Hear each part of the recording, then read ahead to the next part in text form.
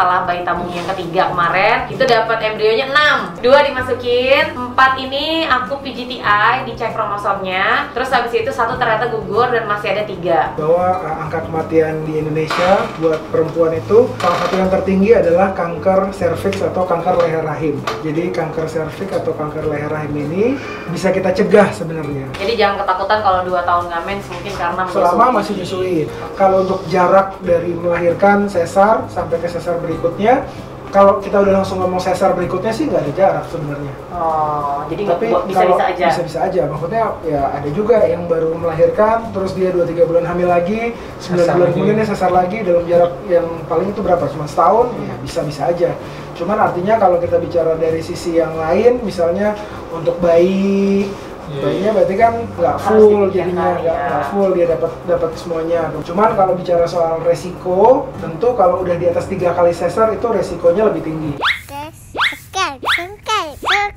Sekarang berikut tombol merah. Ya.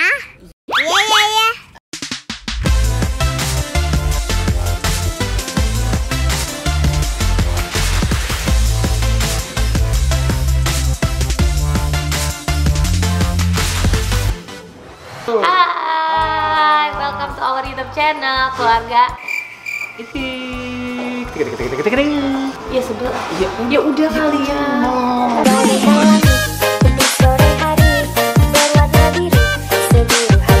Guys, kita lagi ada di salah satu Morula BIC Menteng. Jadi ini tuh tempat kita ngejalanin bayi tabung. Jadi kita lagi nungguin antrian dokter. Nanti di dalam kita mau ngapain? Ikutin kita terus. Ibu Aristi ya. Bismillahirrahmanirrahim. Hai, apa kabar? Lihat dong, kalau dokter salamannya gini. Kita. Udah tahu. Lihat, kalau pasiennya pakai, ya dokternya juga pakai. Iyalah. Sama temperatur, mengecek suhu. Dokternya dicek. Gurunya doang ini. Oke, jadi ada cerita apa hari ini? Apakah kita akan melanjutkan bayi tabung yang keempat? Udah siap? Tunggu dong, sebentar lagi dok. Kita mau pap smear ketiga. Jadi guys, aku masih punya simpanan embrio yang di freezing 3 lagi. Jadi setelah bayi tabung yang ketiga kemarin, itu dapat embrionya 6. 2 dimasukin, 4 ini aku PGTI, dicek kromosomnya. Terus habis itu 1 ternyata gugur dan masih ada 3. Sebelum kita cek pap smear, ada pertanyaan dok. Ada 3 pertanyaan. Jebakan kan? Jebakan. Jadi ini guys, sekarang mumpung ketemu dokter Nando, langsung aja kita tanyain. Dok, pap smear itu sebenarnya apa sih? Mungkin ada beberapa cerita-cerita ya bahwa angka kematian di Indonesia buat perempuan itu salah satu yang tertinggi adalah kanker serviks atau kanker leher rahim. Jadi kanker serviks atau kanker leher rahim ini bisa kita cegah sebenarnya. Cara mencegahnya gimana? Dengan salah satu pemeriksaannya adalah pemeriksaan pap smear. Jadi pemeriksaan pap smear itu untuk melihat kira-kira di sini ada kelainan nggak ya di kulit rahimnya. Jadi kita pakai kayak semacam perkuping lah mungkin bahasa awamnya. Kita ambil lendirnya dari sini, kemudian kita periksa dari lendir itu kira-kira mengandung sel-sel yang ganas atau enggak. Jadi sebenarnya kanker leher rahim itu bisa dicegah dengan rajin pap smear. Jadi intinya buat yang udah pernah hubungan suami istri dianjurkan setahun sekali. Selain pap smear, ada vaksin juga, vaksin HPV. Vaksin ya. HPV yang dilakukan kalau bisa sih sebenarnya lebih cepat justru sebelum melakukan hubungan suami istri. Jadi dari umur 9 tahun sebenarnya vaksin HPV itu udah boleh. 9 tahun. 9 tahun. Oke, jadi jangan salah kaprah lagi. Jadi pap smear itu bukan dibersih-bersihin. Jadi itu benar-benar diambil selaputnya, lendirnya, dicek selnya apakah ada, dan jaraknya itu 1 tahun sekali. Kayak aku nih melahirkan 6 bulan cek, melahirkan lagi 6 bulan cek. Tapi ini aku baru kalau hitungan mens hari ke-7 tapi udah nggak keluar. Nggak apa-apa ya dok ya. Dok, setelah melahirkan jarak ke mensnya itu harusnya berapa lama sih dok? Yang normal? Beda-beda. Ada yang dia nggak nyusuin setelah melahirkan langsung mens. Ada yang dia nggak nyusuin setelah melahirkan lama mensnya 6 bulan. Ada yang setelah melahirkan dia full ASI direct breastfeeding langsung mens sebulan habis nifas mens lagi. Ada yang dia full ASI direct breastfeeding 2 tahun nggak mens. Nggak masalah juga itu. 2 tahun nggak mens. Jadi sebenarnya nggak bisa dipatok masing-masing orang ya dok ya.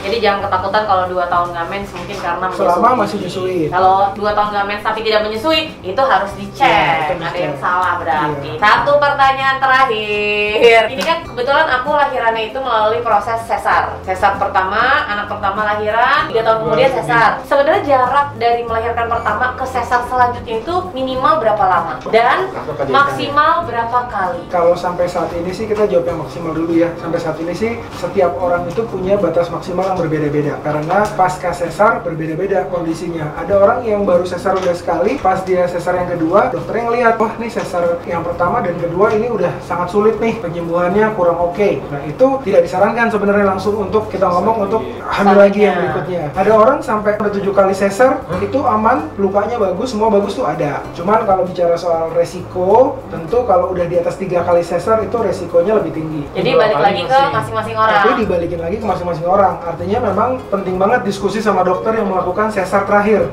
Jadi misalnya kayak kita kemarin tuh sesar yang kedua, dok gimana? Saya masih bisa nggak untuk punya anak lagi berikutnya? Aku nggak nanya, dokter langsung gini, oke, masih bagus. Abis ini masih bisa lagi ya bu? Iya.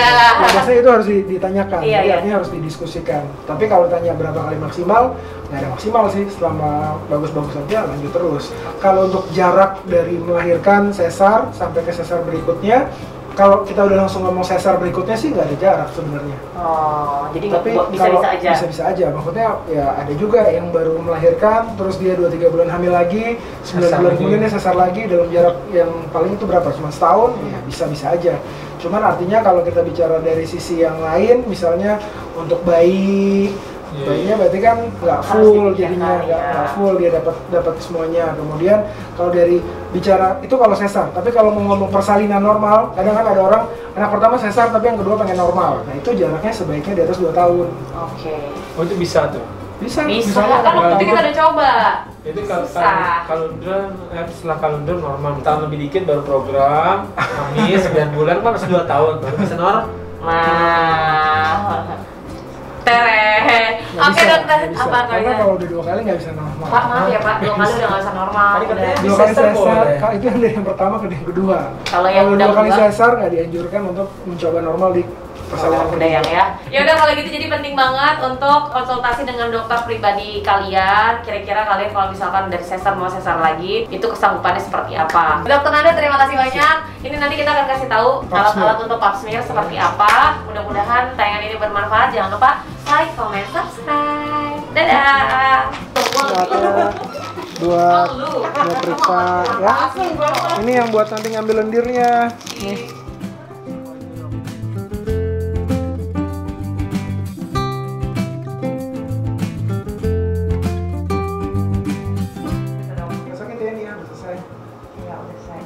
Selesai. Udah. Itu doang dok. Taruh. Udah selesai. Udah.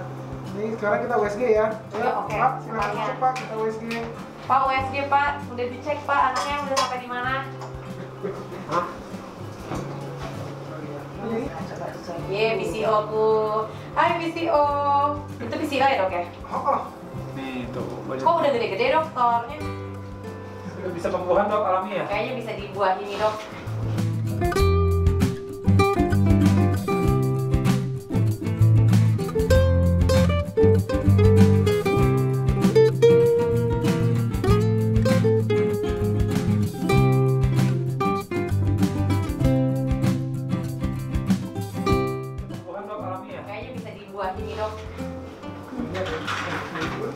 Kanan kiri banyak ya. Kalau disuntik lagi masih banyak nih dapatnya nih dok. 3 bulan lagi nih. Jadi kalau saya buahin nggak bisa dok? Bisa coba. Mencoba lanjut terus. Itu berapa ukurannya?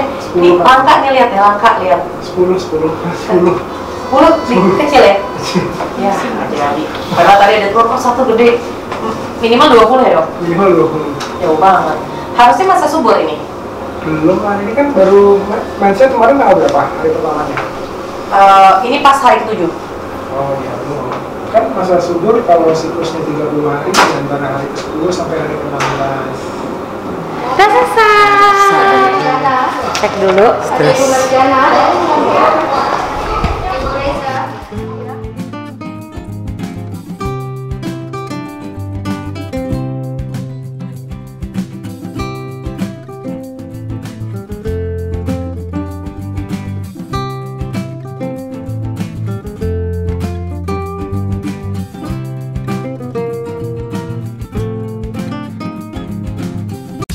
Makasih ya udah nonton YouTube channel aku. Jangan lupa aku masih punya banyak video-video yang lainnya.